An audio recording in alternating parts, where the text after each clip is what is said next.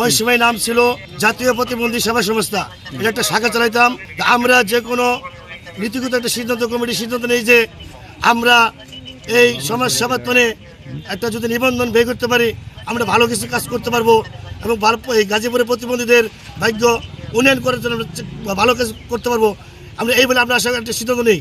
এরপরে এই নিবন্ধন পেলে আমরা 2021 সালের 10 জুনে পাওয়ার পরে আমাদের এই ডিডি আমাদের কমিটির বৈধতা দেয় নাই এবং বছরে যে 50,000 টাকা সরকারিভাবে আমরা একটা অনুদান পাই, সেটাও আমাদের দেয় নাই। এরপরে গোপালগঞ্জ নাজমুল হোসেন ফারুক ওর বাড়ি এটি তার বন্ধু, এই সুসম্পর্ক রাখার জন্য আজকে আমাদের 4টা বছর ধরে এই ঘোরাঘুরি করা হয়েছে। আমরা এই ডিডি স্যারকে আমাদের এই 24 সালের 15 অক্টোবরে এই ডিসি স্যারের অফিসে আমাদের একটা সদস্যী দিবস হয়। ওই দিবসে ডিডি স্যার ছিল এবং অতিরিক্ত জেলা ম্যাজিস্ট্রেট স্যার ছিল। এই জেলা ম্যাজিস্ট্রেট স্যারও বলছে, ডিডি সাহেব আপনি তাদের সমস্যাটার সমাধান করে দেন। তারপরে বলছে আমি তাদের সাথে বসবো। এরপরে গেলে আরও কয়েকদিন আমরা গেছি, তারপরে বলে আমি ভাই ব্যস্ত আছি, এরপরে তোমরা যা পারো তা করো, এরকম আমাদের অন্যায় করা হয়েছে। এরপরে আমাদের 50,000 টাকা ঘুষ চাওয়া হয়েছে। আমরা সেই বিচার আমরা ডিসি স্যারের কাছে দিছি। আজ পর্যন্ত সেই বিচার সুবিচার আমরা পাই নাই। আনোয়ার করিম ডিডি লিখিত করে আমরা ডিসি স্যারের কাছে বিচার দিছি, সেই বিচারটা পাই নাই। এরপরে লিগেল এটা বিচার দিছি আপোষনামা করার জন্য। সেই আদালতে তারা দুইবার নোটিশ করা হয়েছে। এই সমস্যা লোক আসে নাই, আসাত্তরি লোক আসে নাই, নাজমুল হোসেন ফারুকও আসে নাই। আজকে অতি দুঃখজনক আজকে আমরা এই পবিত্র রমজান মাসে আজকে আমাদের ভ্যানে নির্ধারিত হয়। আমি আমার সাংবাদিক ভাইয়ের কাছে বলতে চাই, আমরা যেন সঠিক সুবিচার পাই। ওনার কাছে আমরা অনেকদিন গেছি, অনেকবার গেছি আমরা জিনিসটা সমস্যা সমাধান করার জন্য। কিন্তু উনি আমাদের নাজমুল নামে একজন লোক আছে, আগে সাবেক সভাপতি ছিল, কিন্তু উনি যাওয়ার পর থেকে উনি প্রতিবন্ধীদের কোনো কাজ করতো না, সংগঠনের কোনো কাজ করতো না। খালি ঘুষের জড়িত ছিল, 4 দোকানে আড্ডা মারতো।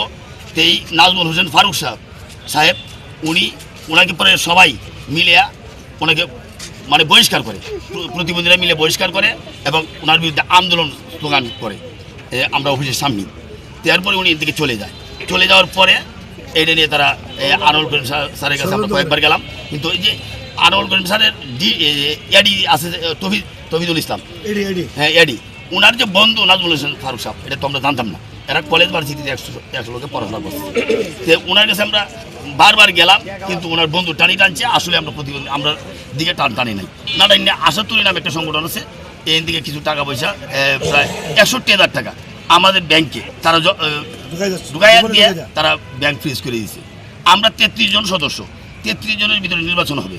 আর তারা 51 জন সদস্য মানে অন্য একটা সংগঠন দেখে চালাইদি করে আমরা 2 নম্বরই করে তারা 51 জন সদস্য তারা করে দিয়েছে। আশাতুরি নামে একটা সংগঠন আছে, এই সংগঠনের লোক। কিন্তু আমরা 33 জন সদস্য নির্বাচিত হওয়ার পর 33 জনের ভিতরে আমরা কথা হইলো যে 33 জনের সদস্য আছে, 33 জন থেকে আমরা হইব এই একটা নির্বাচন হবে এবং সাধারণ সদস্য বাড়াইতে হয়। পরে আমরা কমিটি আসবে, সেই কমিটি বাড়াইবে। কিন্তু তারা এরকম না করে এই ডিডি স্যারে এডি স্যার আমরা 2 নম্বরই এটা করিয়ে আমার সেক্রেটারি ব্যাকমেইল করিয়ে এটা মানে পুরাপুরি একটা জালিয়াতি করিয়ে এই আমি চাইতাছি এখন এই নির্বাচন বন্ধ করে আমরা এই নির্বাচন আমরা মানি না।